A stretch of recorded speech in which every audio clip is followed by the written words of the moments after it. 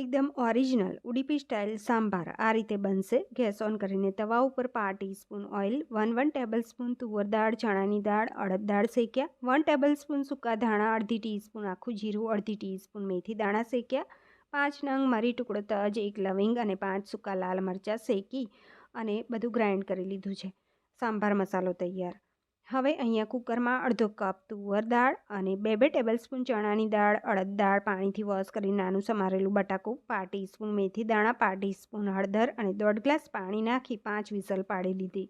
કુકરની અંદર અડધું નંગ ટામેટું સમારીને થોડું પાણી એડ કરી બ્લેન્ડ કર્યું. કડાઈની અંદર તેલ ગરમ કરવા મૂક્યું. એમાં રાઈ, મેથી દાણા, હિંગ, સૂકા લાલ મરચાં, મીઠા લીમડાના પાન, એક ઝીણી કટ કરેલી ડુંગળી સાંતળી, એક ઝીણું કટ કરેલું ટામેટું સાંતળ્યું, 5 કપ જેટલા દૂધીના કટકા એડ કરી અને એક સરગવાની સીંગ એડ કરી સાંતળી, હળદર, લાલ મરચાં પાવડર, ધાણા, જીરું અને થોડું પાણી અને બનાવેલો સાંભાર મસાલો, અડધી વાટકી આંબલીનું પાણી, સ્વાદ મુજબ મીઠું એડ કરી સાંતળી અને આદુની પેસ્ટ, 2 લીલા મરચાં એડ કરી બાફેલી દાળને એડ કરી લેવાની છે અને 1 કપ જેટલું પાણી એડ કરી અને 1 ટેબલસ્પૂન જેટલું ફ્રેશ કોકોનટ એડ કર્યું. 20થી 25 મિનિટ ઉકાળી લેવાનું છે. તડકા પેનમાં તેલ ગરમ કરવા મૂકવાનું છે. એમાં રાઈ, હિંગ, મીઠા લીમડાના પાન, લાલ મરચાં પાવડર એડ કરી વઘાર કરવાનો છે.